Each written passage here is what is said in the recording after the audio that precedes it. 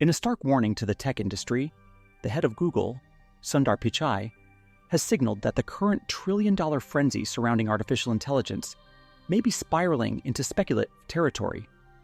Speaking candidly about the massive capital flowing into the sector, he noted distinct elements of irrationality in the market. He drew parallels to historical boom and bust cycles, suggesting that while the technology is transformative, the financial exuberance might be outpacing immediate reality. This caution comes at a critical moment when Silicon Valley is betting its future on generative AI. The Google chief emphasized that while aggressive investment is necessary to build the infrastructure of tomorrow, the industry must be wary of the hype curve. His comments serve as a sobering reality check for investors and stakeholders who have been riding the wave of unchecked optimism, reminding them that even the most revolutionary technologies are not immune to the laws of market gravity. The governance of OpenAI faces a new tremor today as Larry Summers announces his immediate resignation from the board. The decision follows the public release of past email correspondence linking the renowned economist to the disgraced financier Jeffrey Epstein. The revelation has cast a shadow over the board's composition, prompting Summers to step down to prevent further distraction from the company's core mission. This departure marks yet another significant shift in OpenAI's leadership structure, which has faced intense scrutiny regarding its stability and ethical oversight. In his statement, Summers expressed regrets over the resurfaced connections but maintained that his resignation was in the best interest of the organization. Analysts suggest that this move is part of a broader effort by OpenAI to sanitize its public image and ensure that its governance remains unimpeachable as it continues to lead the global AI race. Google has officially raised the bar in the artificial intelligence arms race with the global rollout of Gemini 3. Promising a quantum leap in multimodal capabilities, this latest iteration is described not just as an upgrade, but as a complete reimagining of how AI processes information. Gemini 3 reportedly boasts unprecedented reasoning speeds and a fluid understanding of complex video and audio inputs, aiming to seamlessly integrate into the daily workflows of billions of users.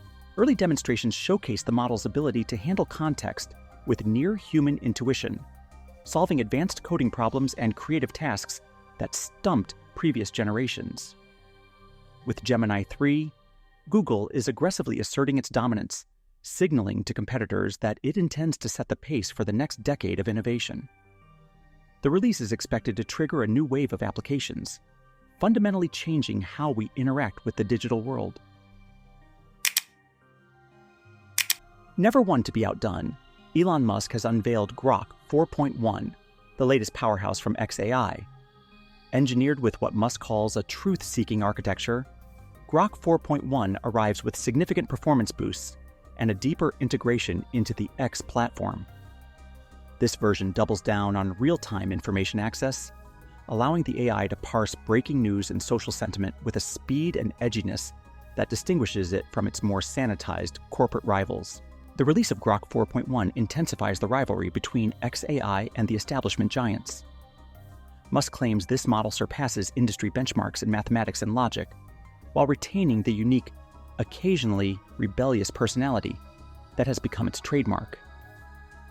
By leveraging the massive data stream of the X network, Grok 4.1 aims to offer the most up-to-the-second insights available, positioning itself as the go-to tool for users who demand raw, unfiltered intelligence. Okay, grab your popcorn because the TikTok saga just hit a plot twist that feels like a season finale. We're seeing breaking reports of a massive high-stakes deal brewing directly between Donald Trump and President Xi Jinping. After years of will they, won't they bans and forced sales, it looks like the two leaders are trying to engineer a diplomatic workaround to keep the app alive in the US market without severing its Chinese roots completely. This isn't just about dance trends anymore. This is top-tier geopolitical 4D chess. The rumor mill suggests concessions are being made on data security that would satisfy the US administration, while letting ByteDance save face. If this deal actually goes through, it changes everything about how tech operates across borders. We are talking about avoiding a digital decoupling that everyone feared. But the question remains, what exactly is the US giving up to make this happen? Moving across the pond, the regulators in the UK are waking up and choosing violence against big tech dominance today.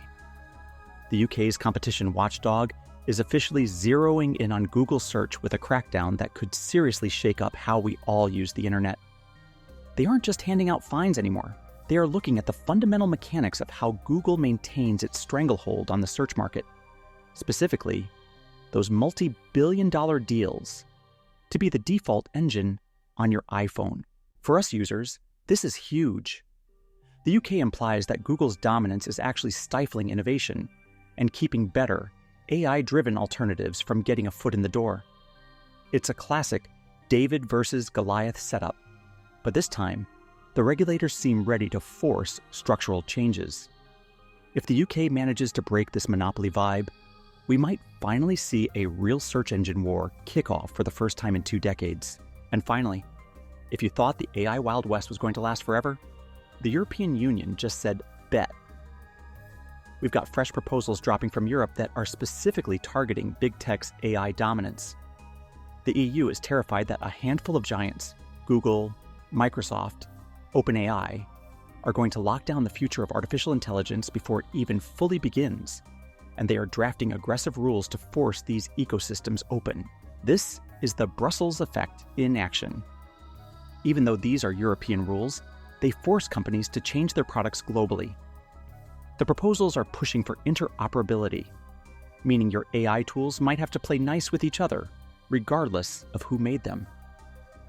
It's a direct shot at the walled garden strategy tech companies love.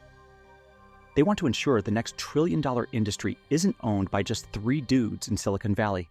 And honestly, it's about time someone drew a line in the sand.